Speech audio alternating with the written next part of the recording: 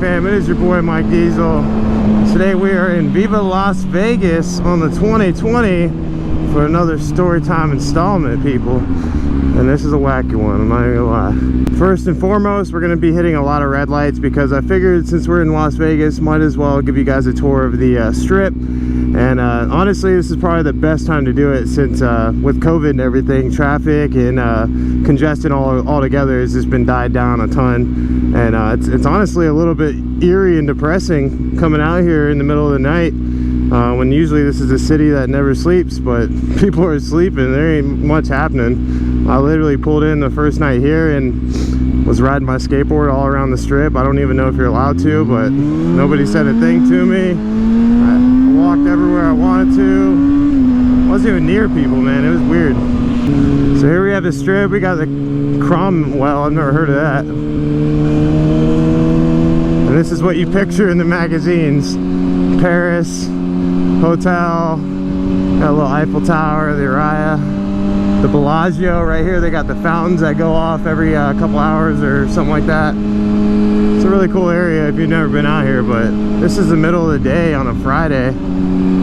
It's pretty dead for Vegas. Betty White, that is my Frankenstein 0304 ZX6R Ninja. It's basically the bike that I've had the longest throughout my riding career, so I have the most sentimental value into it. When anything ever breaks down on it, I basically buy it brand new from Kawasaki, and it can get a little bit ridiculous for a 16-year-old bike. That's just how I am with that bike. I've progressed on that bike so much, and I feel like I've learned so much on it that I just want to continue to put the money into it. Something happened along the lines of my stator rectifier going out, so I ended up buying a brand new stator rectifier from Kawasaki, as well as a brand new wiring harness straight out of the package from Kawasaki as well.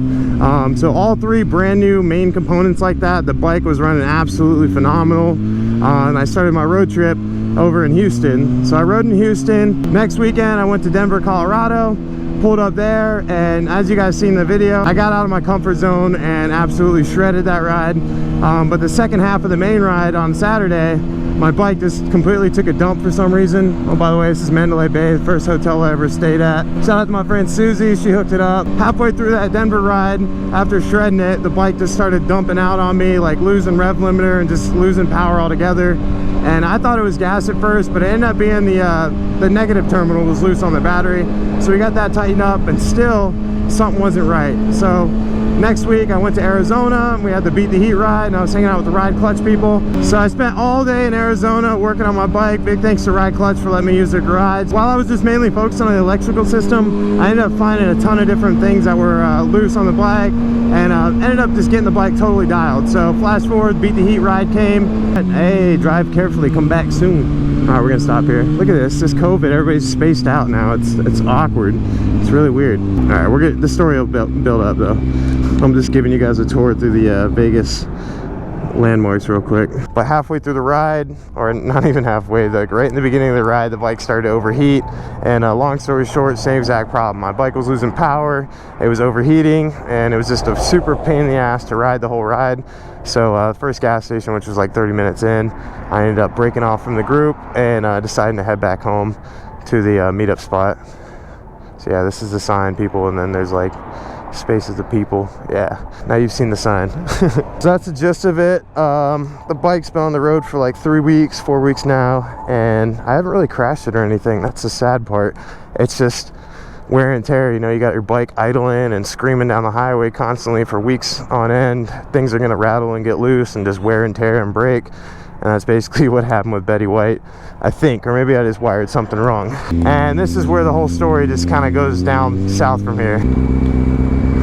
Well, you see what had happened was, so I broke off from the group ride at the first gas station, which was like 30-40 minutes into the ride, and my bike, even though I worked on it for a day straight, was absolutely beat, overheating, losing power. If I turned it off, I knew I'd have to bump start it if I was lucky to even get it bump started. Welcome to Las Vegas.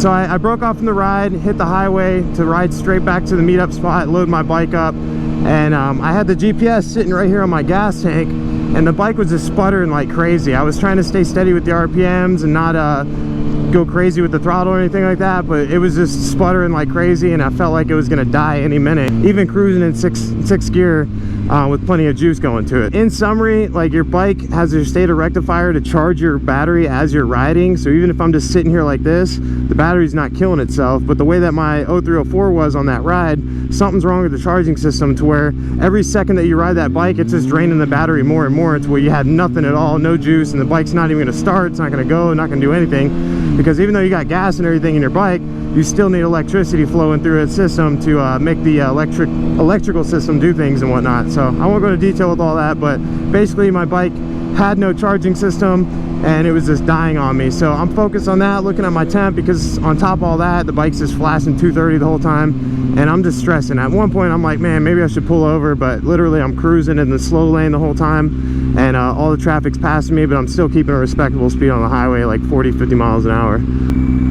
What up, man? That's the parts plug right there.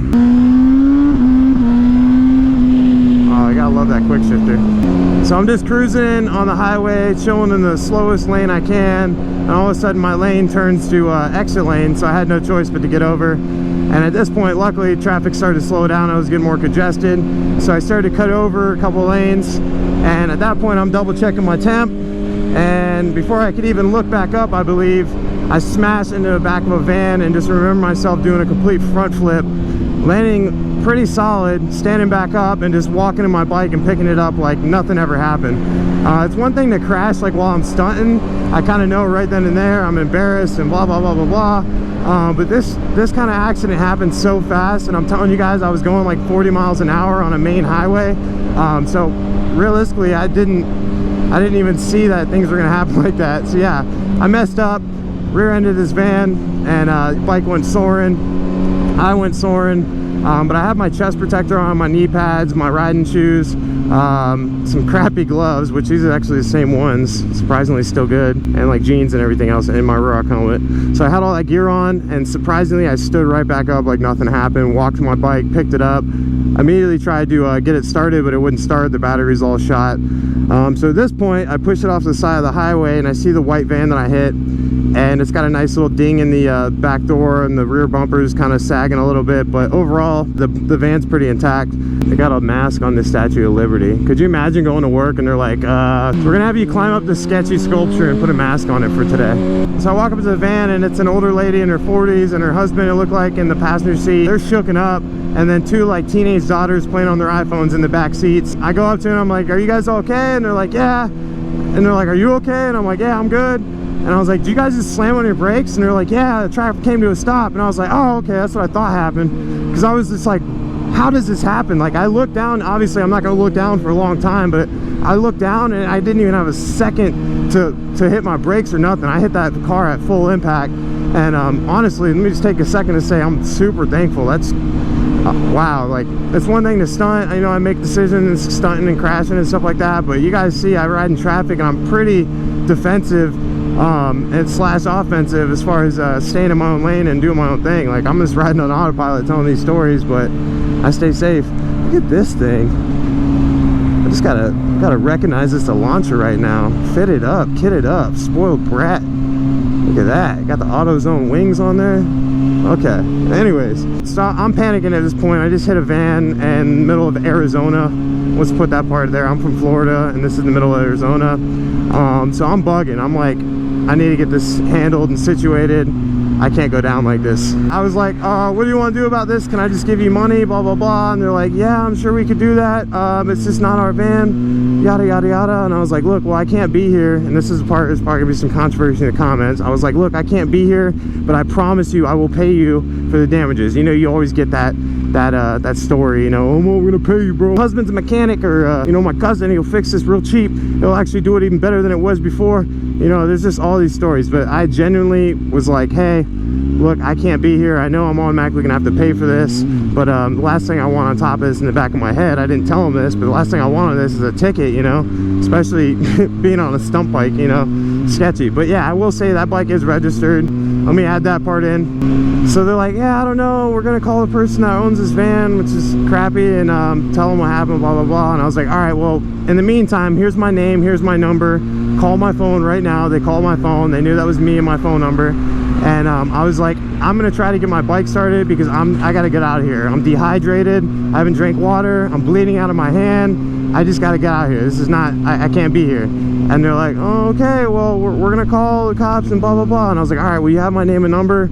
You know, I'm gonna make this right. That's all I said. I'm gonna make this right. And they're like, okay. So awkwardly, they're just sitting there on the side of the highway in the emergency lane, just waiting on the phone, talking to whoever. And here I am just trying to bump start my bike, but getting back to the main issue why I broke off in the ride in the first place. The charging system just took complete shit, and smashing in the back of a van does not do the trick as far as getting my battery and charging system right. I learned that. So here I am still trying to bump start the bike, and I'm a good bump starter, and that thing was not going at all.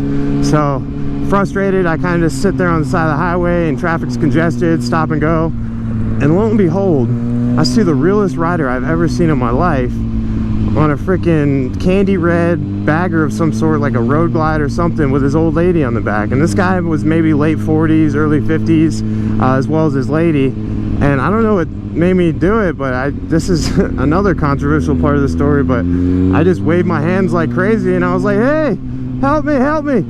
And they were in the fast lane, like 4 lanes over, and they just made this sketchy YOLO U-turn onto the side of the road that I was on, and just stopped up there. So I ran up to him wearing my helmet and everything, and I was like, hey, I didn't go into like full detail, but I was like, hey, I gotta get out of here, I need a drink of water, I'm bleeding and my bike's broke down, can you guys just drag me to that exit right up there? And I could see the exit, it was like 1.5 miles away. So they're like, I don't know, how are we gonna do that? And I was like, giving them this game plan, like, all right, I'm gonna get some momentum, and then I'm gonna grab on the back of your sissy bar here, and you're just basically gonna pull me down the road, and it'll be perfect. It'll be some sick shit. So I ran back to my bike, started pushing it, and got some momentum rolling to him, and grabbed on the back of the sissy bar like the plan.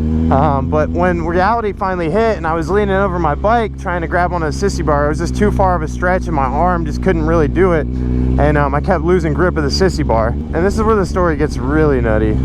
So a couple attempts grabbing on the sissy bar, no luck.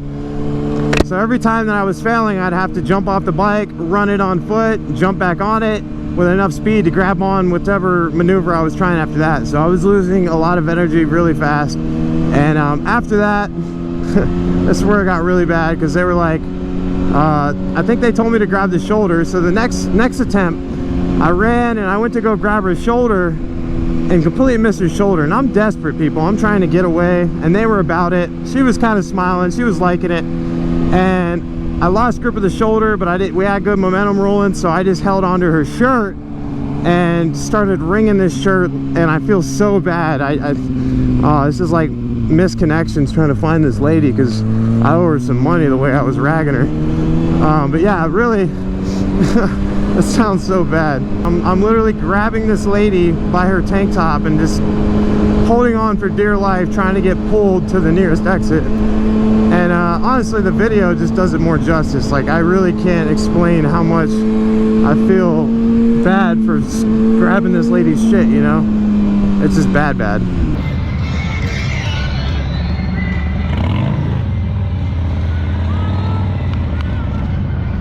I just let go of her in defeat and rolled to a stop, thinking about the next idea. So the next idea was for me to grab onto her arm, and I'm telling you, I felt even worse about this. I went, grabbed her arm, and she has like the smallest, precious little hand, and I'm just gorilla gripping this thing, trying to hold on. Didn't work, so then we like grabbed a different way with our hands, still didn't work.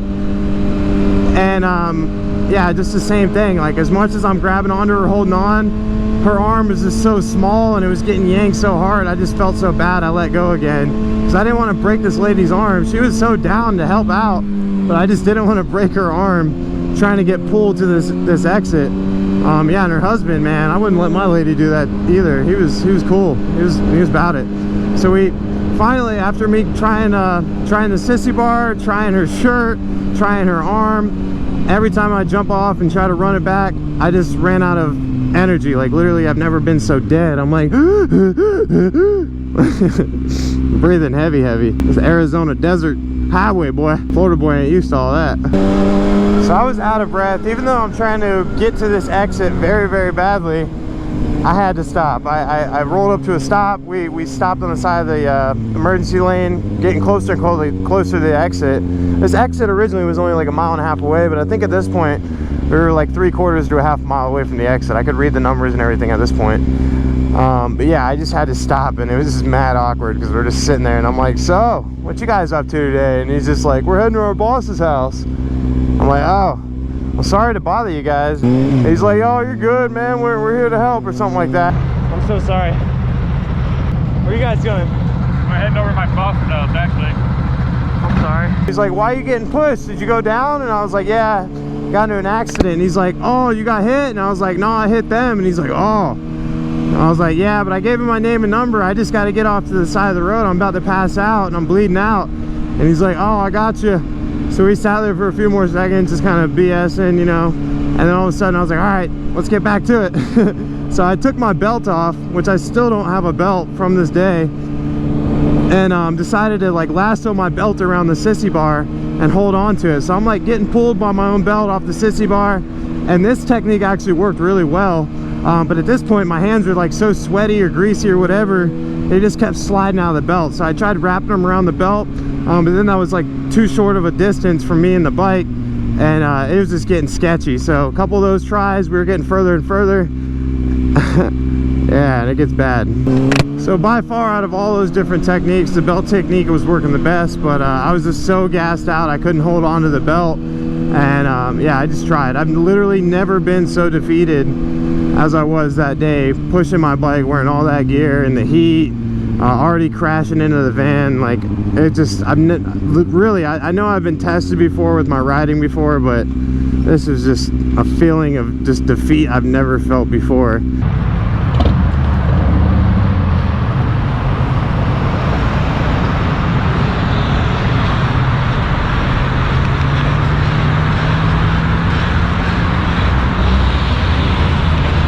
So finally, after like the third try of hooking the belt back up, we finally went to go start rolling again, and the worst sound imaginable that you could hear in that situation finally happened.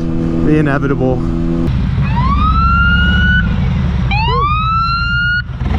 Alright, see you later. I can't take off with them standing right here. Police had finally caught up to me, and it was a state trooper from Arizona, and he was not happy. Not happy at all. So the cop comes up and he's like, are you with him? And the guy's like, no, I was just helping him out. And he's like, you can leave. So the guy leaves, and then the cop just starts scolding me like crazy. You know, I'm just a terrible guy. I'm pushing my stunt bike a mile away from the accident.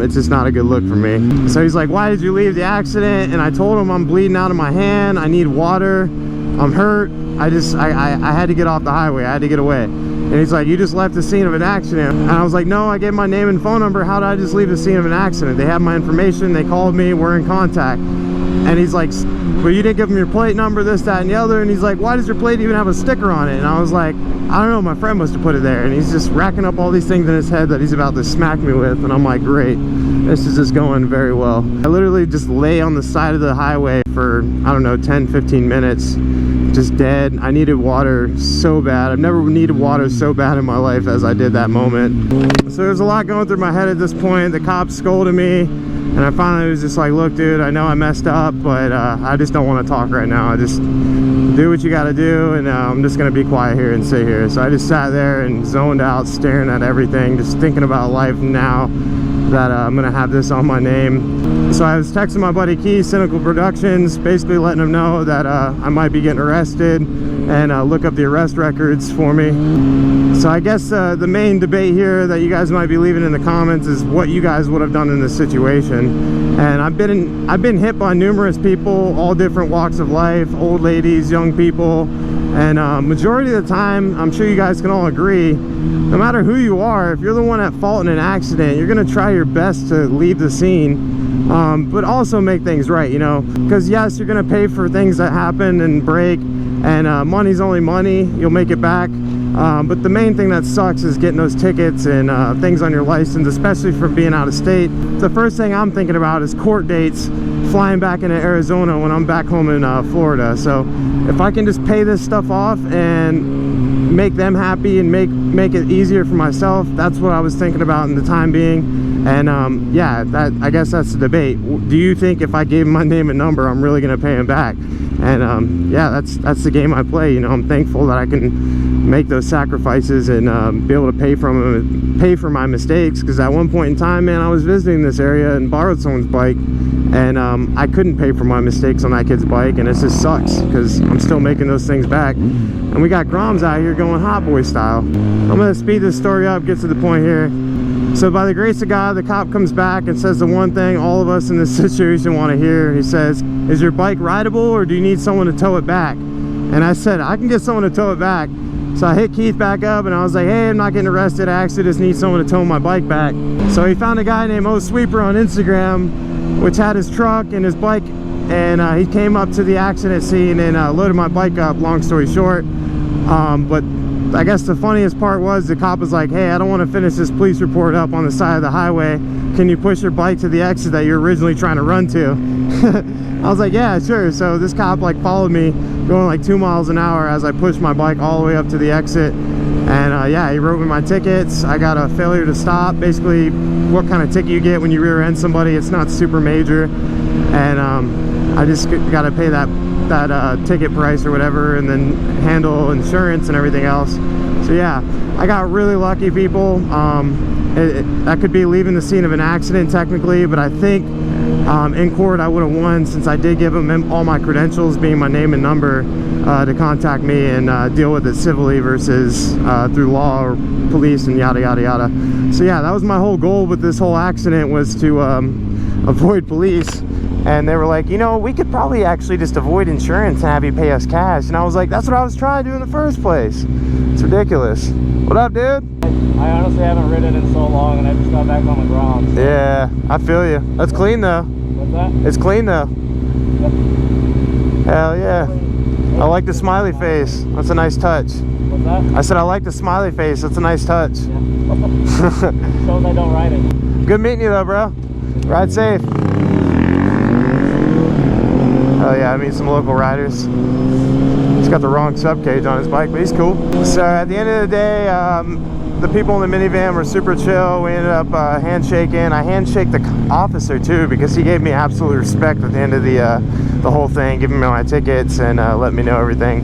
But yeah, just overall it was a good learning experience.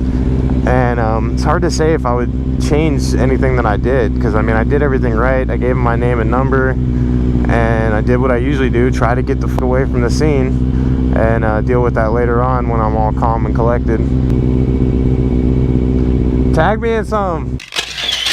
So shout out to that state trooper. Wasn't actually a cop, it was a state trooper. Mad respect. He was definitely stereotyping me at the beginning of the whole scene, and I don't blame him, but towards the end we both respected each other, and overall it was just a great experience. Everybody was just super chill at the end, and I'm dealing with insurance, getting everything taken care of. But I think it's just a crazy story, and I really wish I could find the Harley riders that helped me out so much, because I just want to repay them any way I can. I mean, I don't even know how you repay someone back for something like that. You know, they went above and beyond to help your boy out. It's crazy.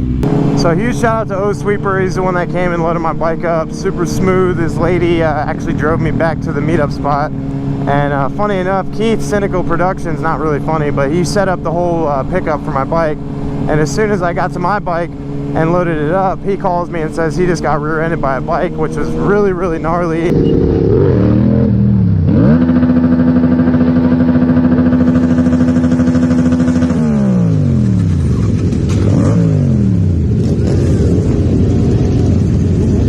He ended up being okay, but his bike was pretty clapped out. So I loaded my bike up after hitting the van and drove straight to Keith, picked Keith up, and we grabbed some drinks and hung out and laughed about a crappy ass day that we had in Arizona. But yeah, that's gonna wrap up today's story time, people. I'm sorry I didn't have the crash on video. I definitely would have enjoyed to see that, since it happened and I'm okay. It's worth having it on footage. But yeah, I was just cruising back. I was stressed out trying to make it home, and I just didn't bother to film anything in the process. But yeah, it's good to always have your camera on. I ended up turning my camera on for whatever reason when those people met up with me on the Harley. And yeah, ended up turning into a decent story time. I don't know. Let me know what you guys think of it. I don't know, man. Count your blessings, people. I'm super thankful for lucky breaks like that, man. I don't even know. I've been on the road for like 3-4 weeks now. I can't even keep track now, and it's been smooth sailing besides that. So even though that happened, I'm thankful for everything. Thankful for you guys' support. If you guys want to join the Patreon for some more behind the scenes content, hit the dankwheelie.com for merch to support your boy's passion, and look forward to seeing each and every one of you guys one day.